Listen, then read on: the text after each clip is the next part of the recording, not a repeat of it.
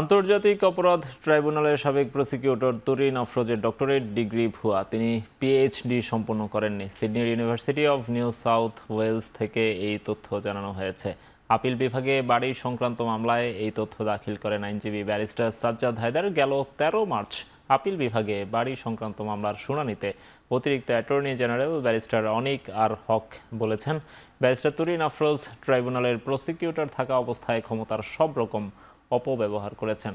হাইকোর্টের রায়ের বিরুদ্ধে আবেদনের শুনানিতে বিচারপতি মোহাম্মদ আশফাকুল ইসলামের নেতৃত্বাধীন আপিল বিভাগে তিনি এসব কথা বলেন।